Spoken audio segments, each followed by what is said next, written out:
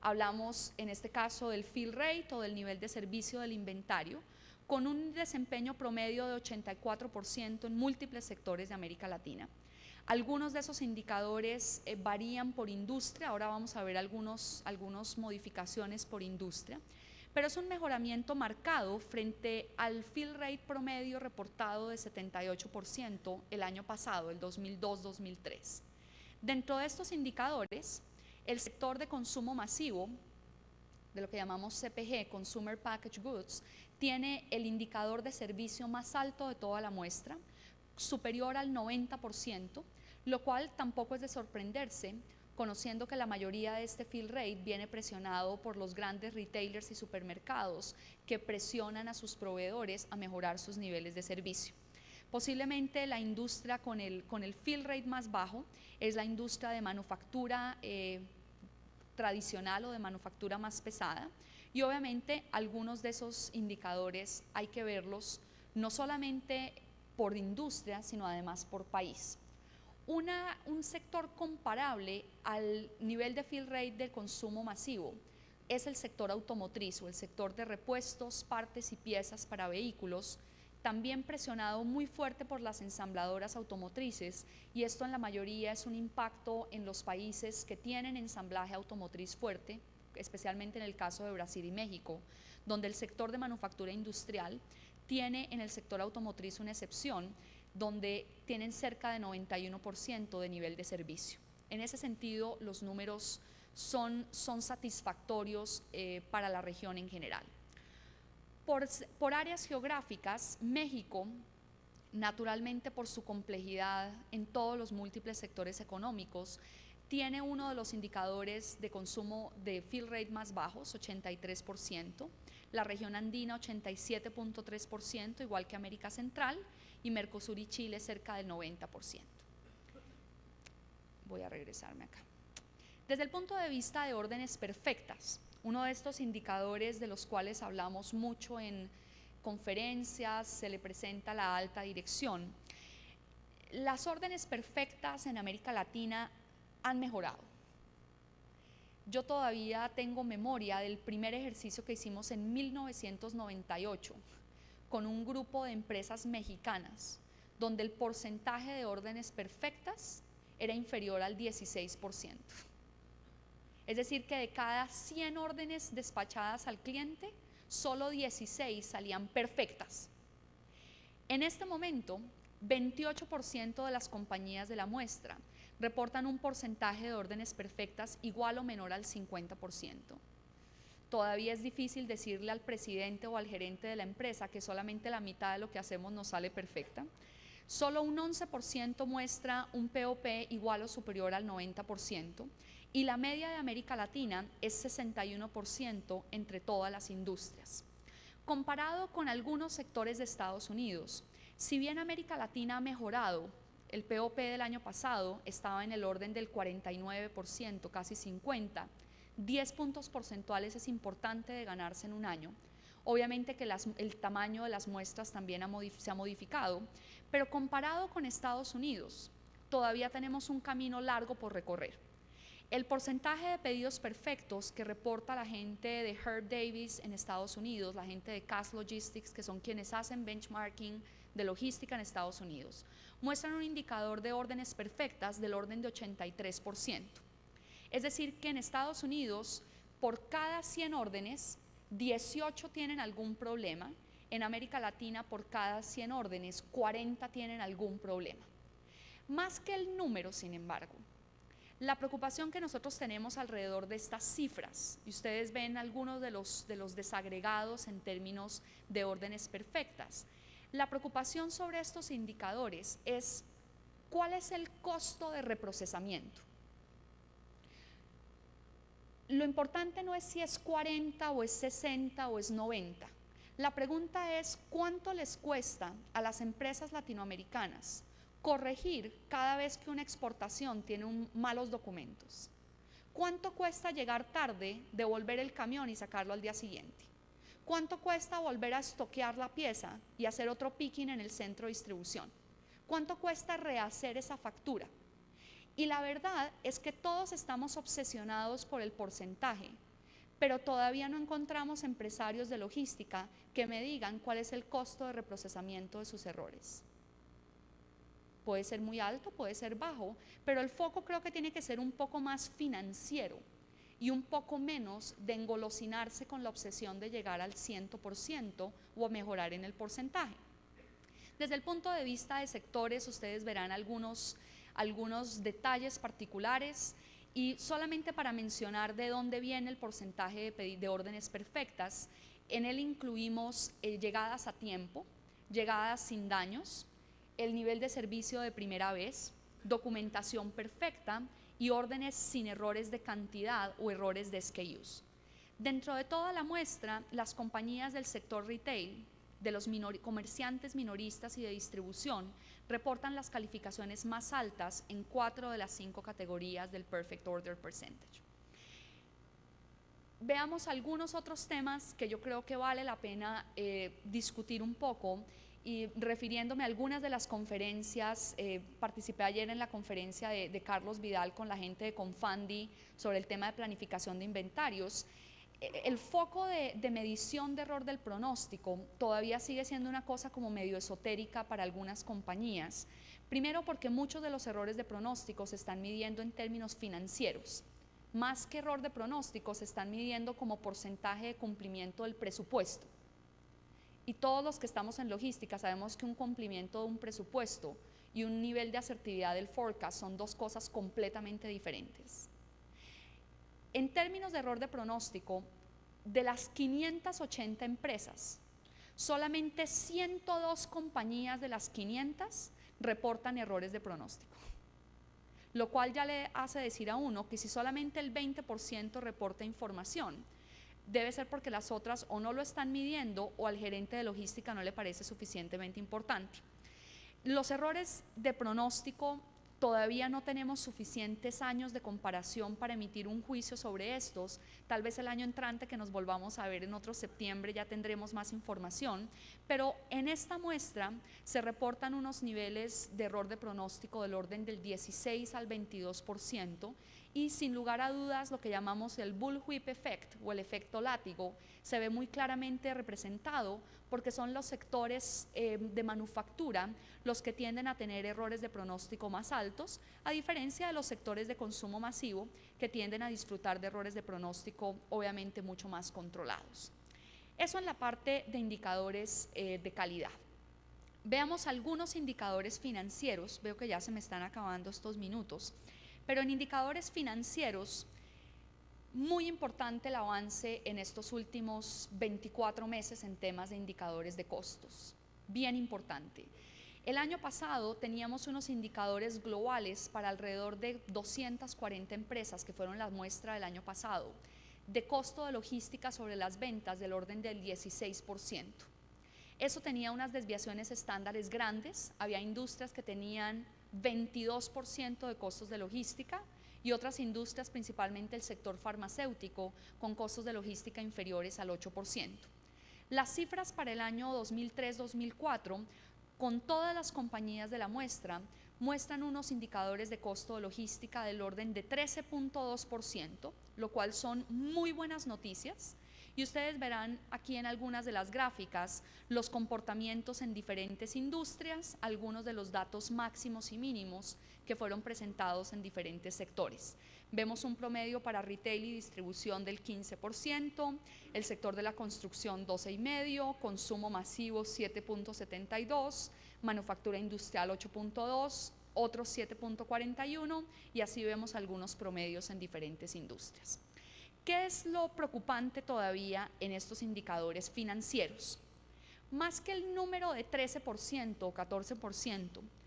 nuevamente lo que nos preocupa es un tema de competitividad. Los datos reportados para Estados Unidos y para Europa en términos de benchmarking de costo de logística como porcentaje de Producto Nacional Bruto muestran que en Estados Unidos el costo de logística a nivel nacional fue de alrededor del 7.8% según unas fuentes y de 8.1% según otras fuentes, entre Herb Davis y Cass Logistics. Si nosotros creemos en el dato de América Latina de 13% y nos comparamos contra el 8% de Estados Unidos, estamos hablando de un gap de competitividad de cerca del 65%.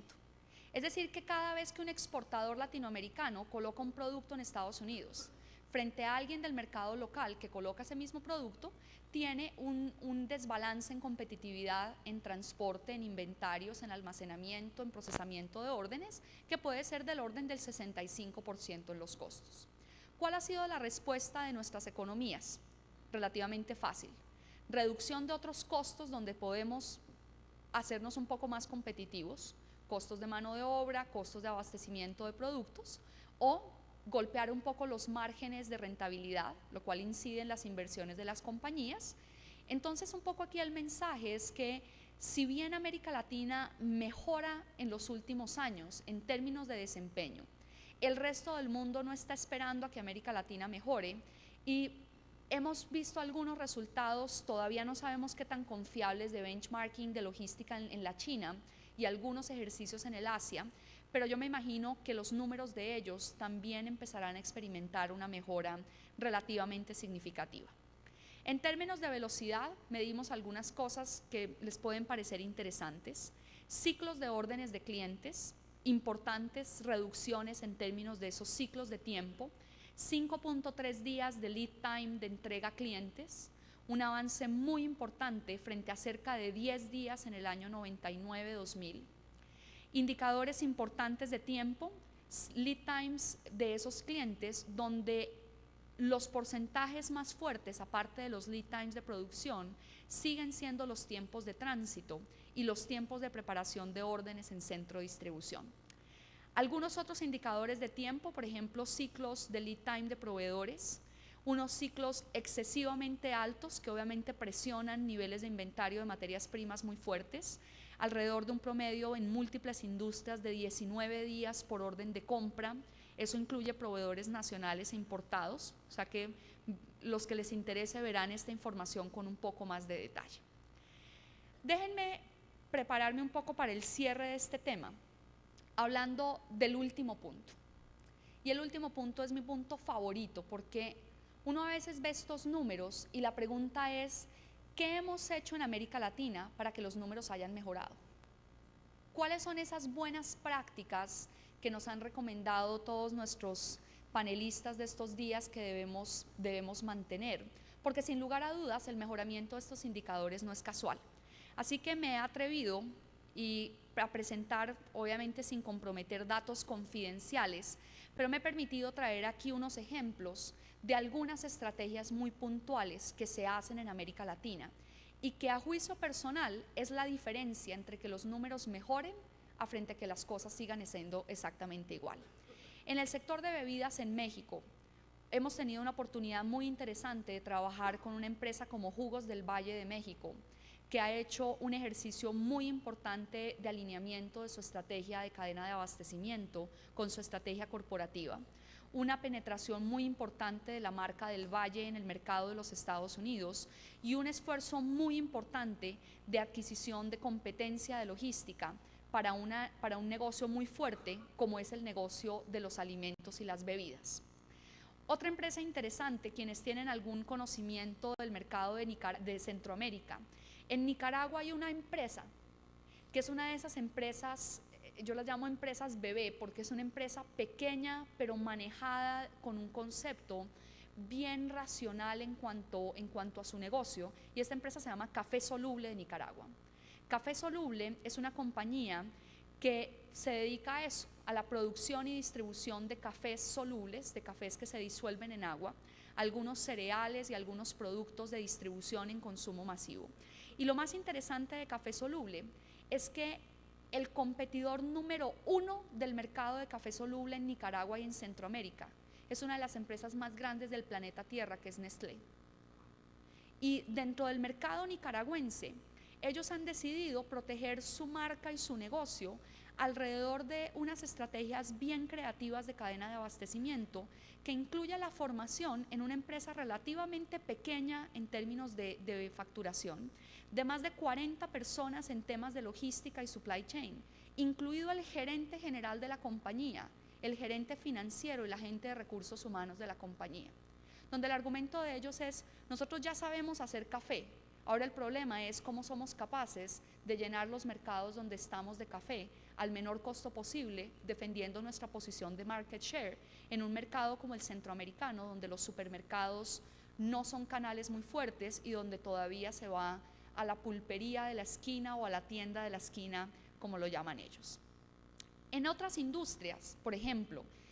un proyecto interesante, si aquí hay alguien de Panamá sabrá de quiénes estoy hablando, 2 cadenas de supermercados muy importantes en Panamá, que sienten una amenaza muy fuerte en Centroamérica de alguien como Walmart y como Carrefour, después de que Walmart ha comprado todos los activos de la Royal Ahold en el Brasil y está buscando una estrategia de compra de los activos de Royal Ahold en Centroamérica. Ante esa situación, ¿cuál es la respuesta de una compañía como estas? Encuentran que la única forma de fortalecerse en el mercado para poder un poco defender su posición frente a la competencia internacional es asociarse con los competidores. Pero en vez de planear una estrategia de fusión o de adquisición,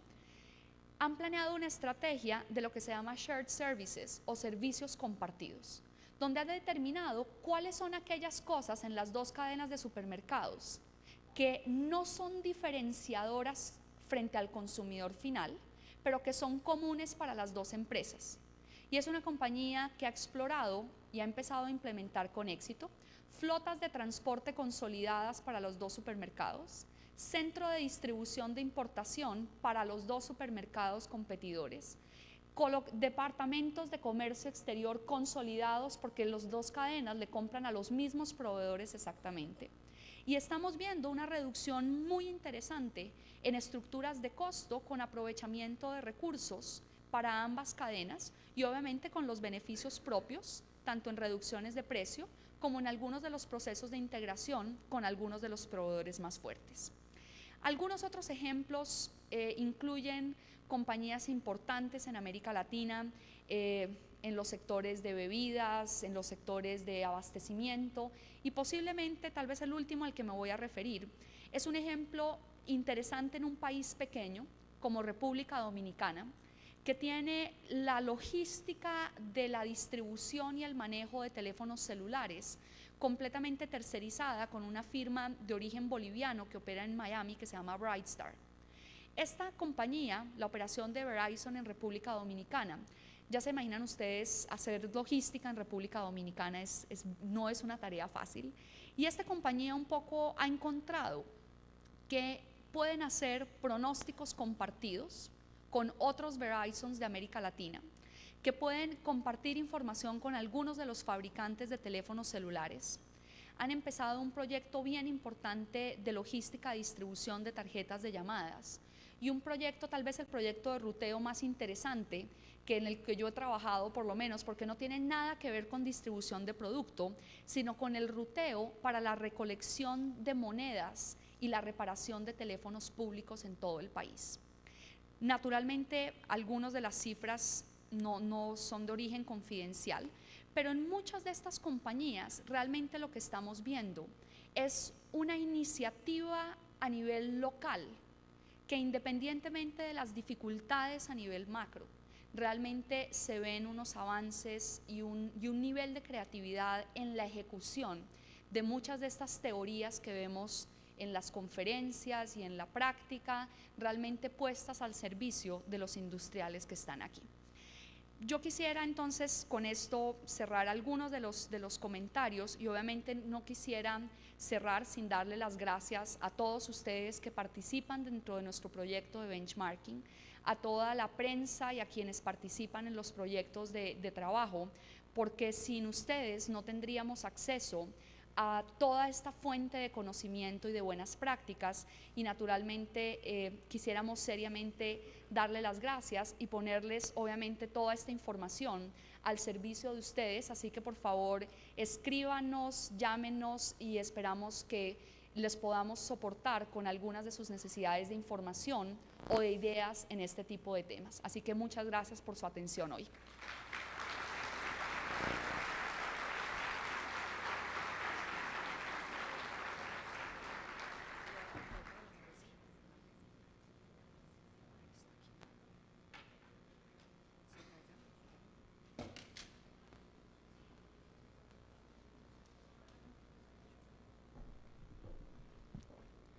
quiero pedirle al señor Carlos Julio Vidal que nos colabore nuevamente en la moderación del siguiente segmento de preguntas con la doctora María Fernanda Reggio. Las preguntas, por favor, entregarlas al personal de apoyo de la ANDI.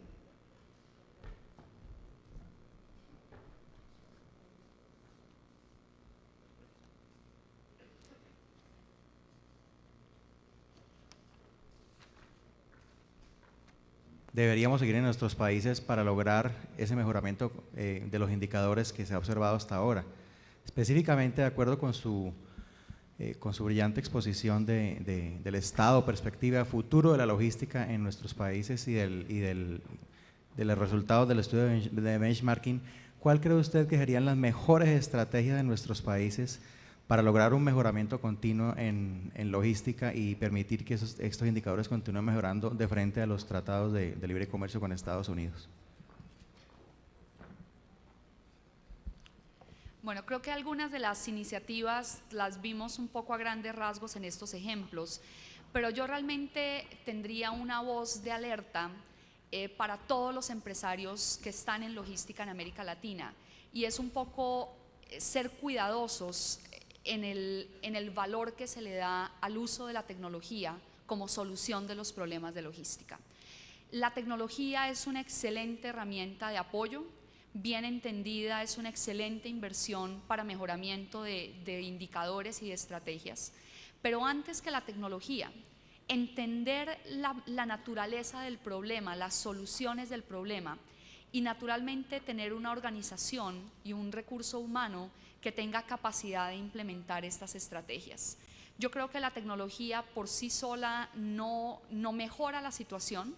Hay grandes ejemplos donde la tecnología puede, de hecho, empeorar los indicadores, y creo que el enamoramiento que tenemos con las soluciones de tecnología no es sano, no nos podemos confiar en eso. Creo que corregir el diseño de las organizaciones y darle mayor conocimiento a la gente en estos temas es bien importante.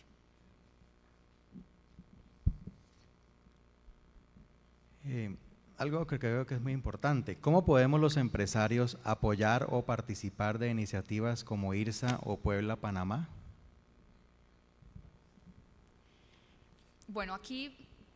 va un regaño para todos ustedes, incluida yo, para todos nosotros, porque me parece que nosotros realmente no estamos sintonizados con lo que están haciendo nuestros gobiernos con nuestro dinero. Nosotros tenemos que participar un poco más activamente de qué es lo que hace la gente con el dinero de los impuestos de los ciudadanos. Me ha sorprendido un poco algunas de las cifras de la Cámara de Comercio del Brasil, que dicen que menos del 25% de los empresarios del Brasil ha considerado activamente las negociaciones o el tema de TLC en sus estrategias corporativas, y menos del 5% de los empresarios tiene siquiera interés en participar en las mesas de negociación multilaterales por industria. Yo creo que en temas como la iniciativa IRSA, temas como las iniciativas del Plan Puebla-Panamá, pasan un poco por el interés de nosotros de estar enterados de lo que pasa en estos temas y entrar a la página web de la CEPAL, entrar a la página web del Banco Mundial, entrar a la página web de la Corporación Andina de Fomento. Me parece que es algo que uno tiene que hacer como una disciplina permanente. Yo en parte creo que logística es un negocio donde hay cosas que son urgentes, donde todos ustedes viven agobiados por el día a día, los camiones que no llegan, los que se roban, los centros de distribución, los pedidos, los proveedores que no entregan, pero sin lugar a dudas creo que para poder participar de estas cosas, que están abiertas a mucha de la participación del sector privado, hace falta un poco tener la disciplina de estar sintonizados en lo que sucede más allá de las cuatro paredes de la oficina de la empresa o de la relación con el siguiente cliente o con el siguiente proveedor. Así que yo creo que tenemos que ser un poco más proactivos en enterarnos en lo que pasa en el resto del país y de la región. ¿Qué papel juegan las zonas francas en esta revolución del desarrollo económico? Las zonas francas creo que han que han jugado en algunos países o tienen la posibilidad de jugar en algunos países un papel interesante. Sin lugar a dudas, la zona franca aquí del Pacífico, cerca a Cali, ha jugado un papel interesante como plataforma de logística para algunas compañías que la utilizan. Yo no sabría exactamente, en la medida en que los aranceles tiendan a reducirse, si el papel de las zonas francas se va a quedar más como un colchón entre la burocracia del Estado de importación y exportación frente a lo que realmente necesita el empresario privado. Yo pensaría que en la medida en que las zonas francas evolucionen más a plataformas de logística internacional, vería mucho más factible su permanencia como elemento de logística, de competitividad de logística en los países. ¿Cree usted que en Colombia estemos preparados para asociarnos con los competidores, como es el caso de Supermercados El Rey de Panamá?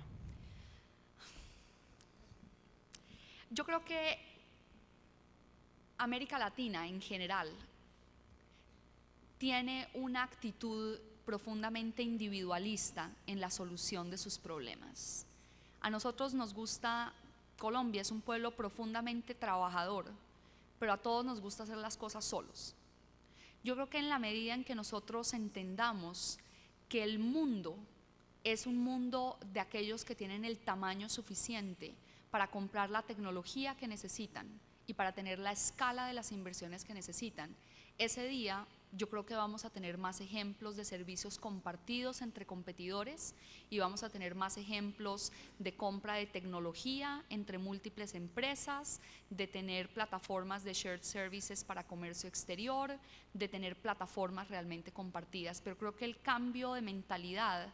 ojalá